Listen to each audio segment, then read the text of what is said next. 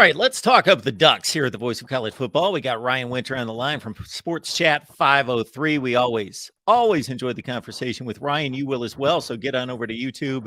You're here already. Hey, as soon as you're done here, check out Sports Chat 503 with Ryan. Hey, man, what's going on? Not much, man. Thank you so much, Mark. Appreciate you, bud. Of course. Good to see you. The Ducks are hard at work trying to improve that football team. There's a quarterback battle behind Bo Nix, I would think, in regards to QB 2, 3, and on down the line.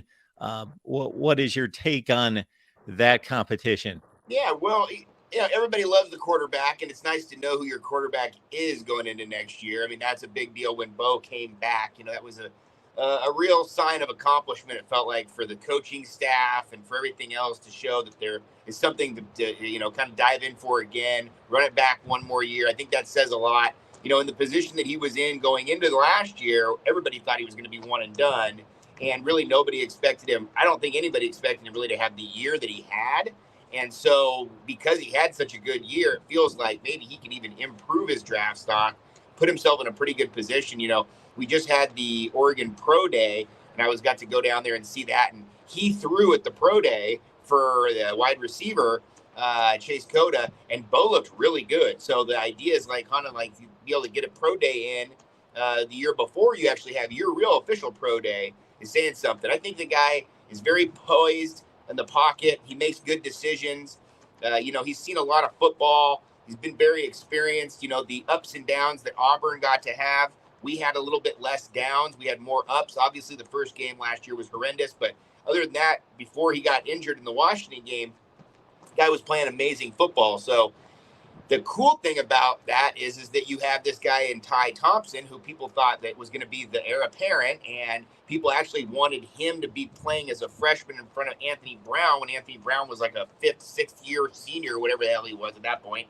And, basically everybody was saying he wasn't ready, and he went into work, and then here comes Bo as a transfer, and he stays the next year. People are thinking, okay, when Bo came in, they were thinking, well, we don't even need Bo Nix. And so then now we go into another year where maybe it's a decision year for Bo, and Bo comes back. So now it's another thing of, well, does Ty Thompson stay again? He's committed again to staying. So now we're in our third year of him on the bench and really looking for possibly his opportunity to come next year. And it could happen this year if there's an injury, right? We all know that we're one play away in any football game from an injury. And it could be a nice situation for Oregon to be able to at least have a guy that you at least know who you have in the backup. Other than that, I think it's going to be kind of by committee. I think there's going to be a lot of young guys. And I wouldn't be surprised if there is a transfer that comes in, if not next year or the year after, because I do think that there's been a little bit of a track record of Oregon trying to look for the transfer portal for their next QB. I find it interesting that there's a little meet up with former Oregon quarterback Tyler Shook on the schedule. That should be an intriguing game. Yeah, that's going to be a really good game. I love the way that the offseason plays out for Oregon this year. They have a nice opportunity to get 3 wins.